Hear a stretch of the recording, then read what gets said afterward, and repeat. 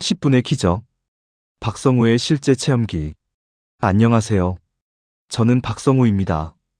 올해 49세, 서울 마포구에서 중견기업 재무팀장으로 일하고 있습니다.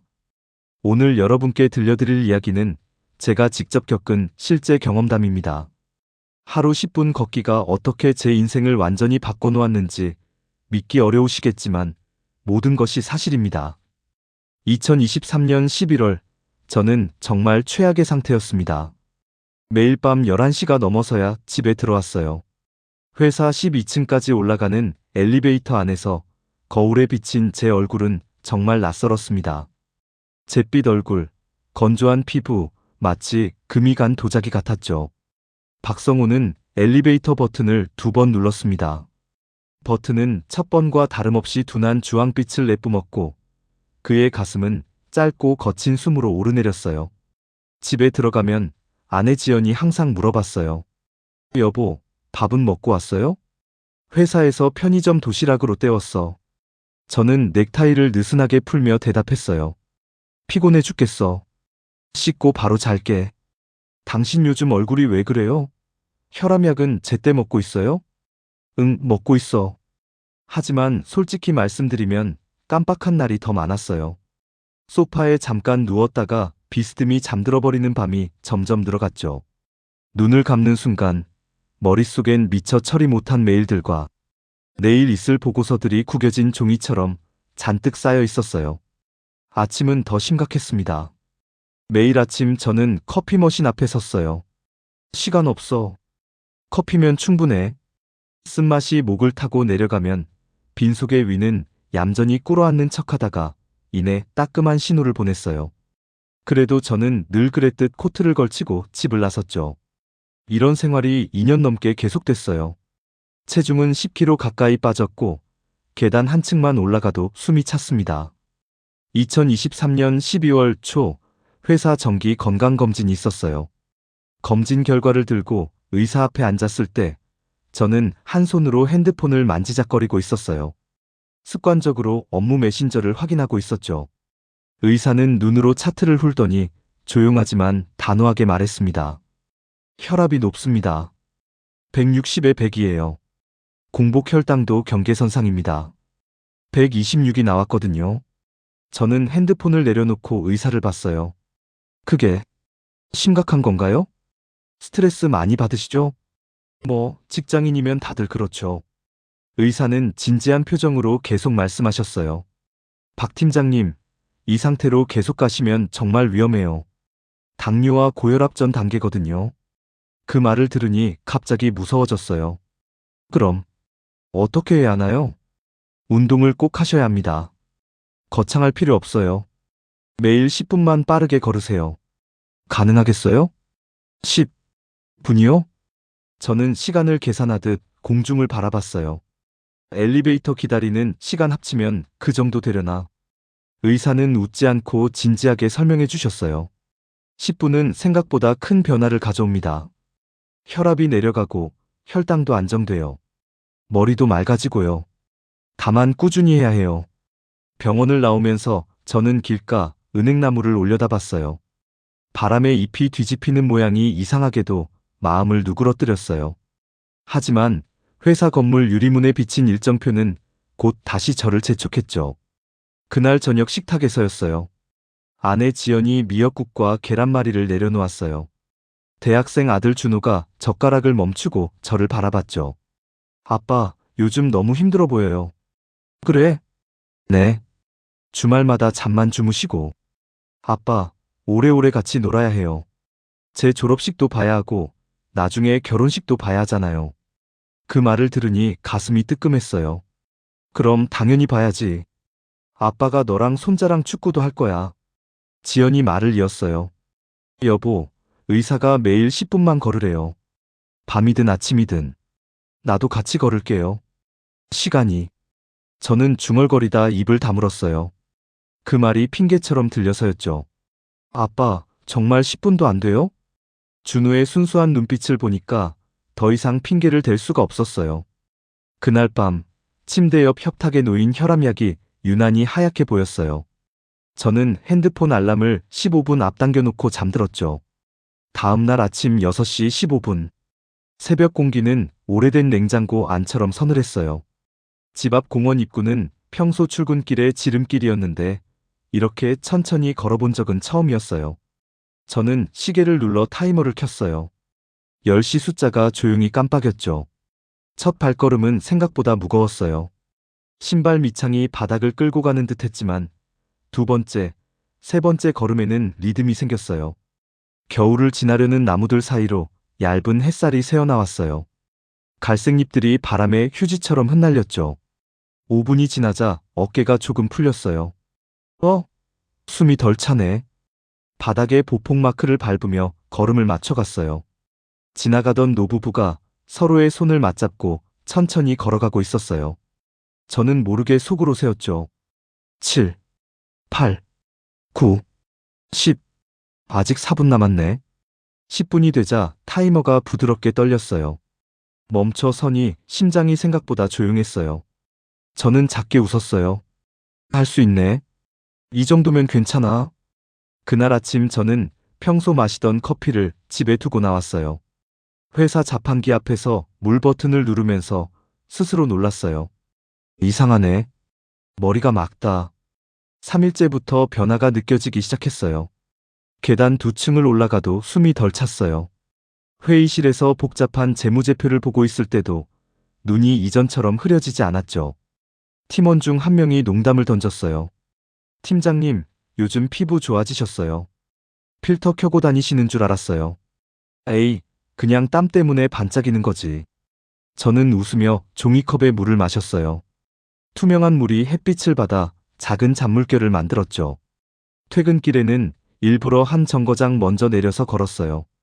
저 멀리 전광판의 시계가 오후 7시 12분을 가리킬 때 공원 가로등이 하나둘 켜졌어요. 새로 산 듯한 밤 공기를 마시며 걸었어요. 집 근처 포장마차에서 사온 따끈한 어묵 국물이 손을 녹였죠. 집 문을 열자 지연이 물었어요.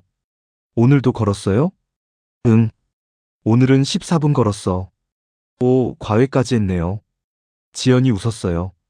준호가 방에서 고개를 내밀었어요. 아빠, 내일부터는 음악 같이 들어요? 산책용 플레이리스트 만들어놨어요. 그날 밤, 저는 알람을 굳이 2번 맞추지 않았어요. 몸이 먼저 기억하는 듯 했거든요. 눈을 감았는데 머릿속이 오랜만에 조용했어요. 뇌가 정말 맑아진 느낌이었죠. 한 달 후 부산 출장이 있었어요. 늦은 회식이 길어졌어요. 회의실 예약과 결제 라인을 정리하느라 술잔도 비워야 했죠. 호텔방에 돌아왔을 때 시계는 새벽 1시를 넘기고 있었어요. 잠들었다 깨면 6시 30분. 창문 너머로 바다가 새까맣게 누워 있었어요. 알람이 울리자 머리는 모래주머니처럼 무거웠어요. 침대 끝에 앉아 저는 한숨을 쉬었어요. 오늘은 쉬어야겠어. 한 번쯤은. 그때 가슴이 두어 번 서걱거렸어요. 밤중에 불규칙한 심장박동으로 깼던 기억이 스쳤죠. 저는 자리에서 일어섰어요. 그래, 10분만. 호텔 뒤편에 작은 산책로가 있었어요. 흐린 새벽빛에 젖어있는 길이었죠. 편의점에서 산 생수를 들고 첫 발을 내디뎠을 때 발바닥이 바닥을 확실히 눌렀어요. 바다가 숨을 들이쉬고 내쉬는 소리가 귓속까지 들어왔어요. 비릿한 냄새와 함께 소금기 섞인 공기가 폐 깊숙이 들어왔죠. 5분쯤 되었을까요? 술 기운이 천천히 밀려나갔어요. 머리는 깨끗해졌고 손끝의 저림도 가라앉았어요. 마지막 2분 동안은 아주 조금 속도를 올렸어요.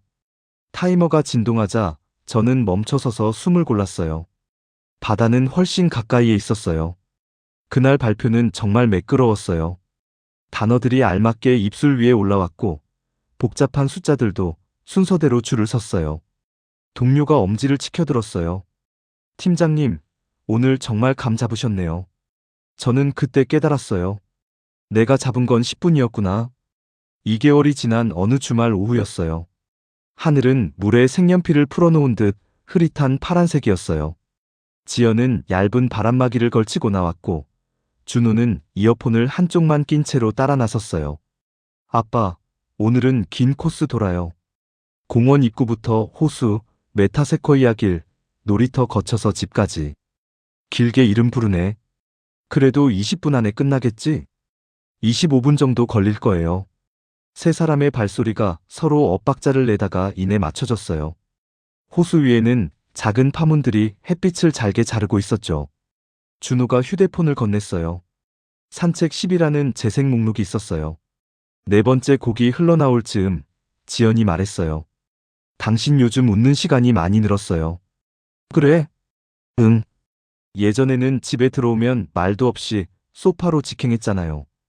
요즘은 먼저 이야기하고 그러잖아요. 저는 대답 대신 발걸음을 반박자 더 늘렸어요. 우리 가족의 그림자가 길게 이어졌죠. 놀이터를 지날 때 한 아이가 넘어져서 울음을 터뜨렸어요. 저는 가까이 가서 물었어요. 괜찮니? 아이는 울음을 뚝 그치고 고개를 끄덕였어요. 준호가 말했어요. 아빠, 저도 다음 달부터 아침 10분 걷기 챌린지 할래요.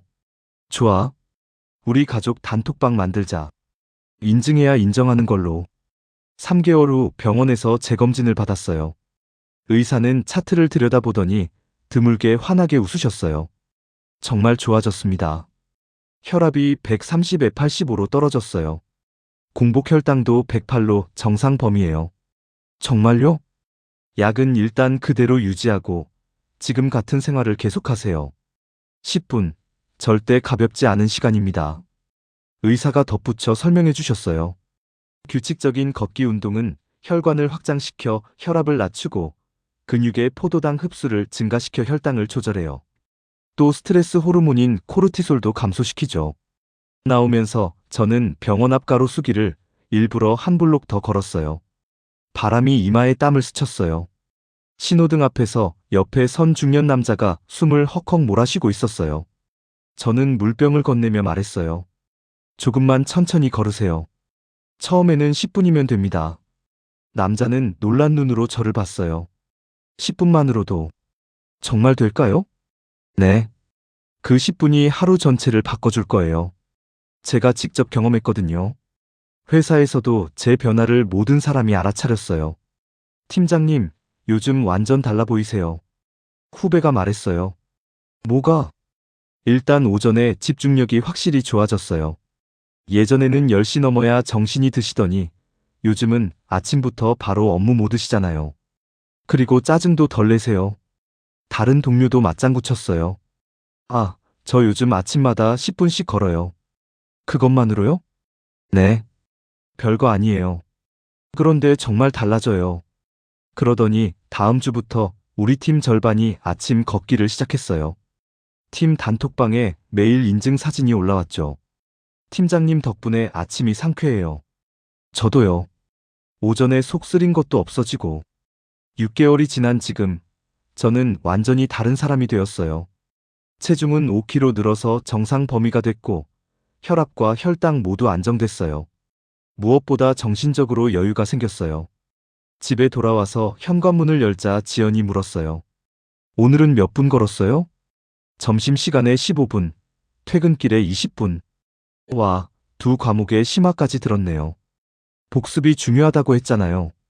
요즘은 아침 걷기뿐만 아니라 점심시간, 퇴근길에도 걷고 있어요. 하루 총 40분 정도 걸어요. 처음 10분에서 시작해서 자연스럽게 늘어났죠. 무엇보다 가족과의 시간이 늘었어요. 주말마다 3명이 함께 1시간씩 걷기도 해요. 그런 시간들이 정말 행복해요. 어제는 정말 감동적인 일이 있었어요. 새로 입사한 신입사원이 저에게 와서 이런 말을 했어요. 팀장님, 다른 분들과 뭔가 달라 보여요. 비결이 뭐예요? 별거 아니야. 매일 10분씩 걷는 것뿐이야. 그게 전부예요? 그게 전부야. 하지만 그 10분이 내 인생을 완전히 바꿨어. 에필로그 10분의 기적을 믿어보세요. 밤, 불을 끄고 누웠을 때 창밖 가로등 불빛이 벽에 사각형을 그려요. 저는 그 사각형이 천천히 길어졌다 짧아지는 걸 보다가 부드럽게 잠속으로 내려가요. 꿈속에서 저는 가족과 나란히 걸어요. 발소리는 가볍고 호흡은 따뜻해요. 내일 아침에도 저는 걸을 거예요. 10분. 그리고 또 10분. 이 이야기를 읽으시는 여러분께 정말 간곡히 말씀드리고 싶어요. 하루 10분. 정말 작은 시간이에요. 하지만 이 10분이 제 건강을 되찾아줬고, 가족과의 관계를 개선해줬으며, 업무 효율성까지 높여줬어요. 여러분도 내일 아침부터 시작해보세요. 아침에 10분만 일찍 일어나기. 집 주변 아무 곳이나 10분 걷기. 빠른 걸음으로 하지만 무리하지 않게. 매일 꾸준히. 의학적으로도 증명된 사실이에요. 규칙적인 걷기는 혈압과 혈당을 조절하고 스트레스를 줄이며 심혈관 질환을 예방해요. 작은 습관 하나가 제 하루를 지켜주고 그 하루들이 모여 제 인생을 완전히 바꿔줬어요. 여러분의 10분도 기적이 될 수 있을 거예요. 박성우 드림.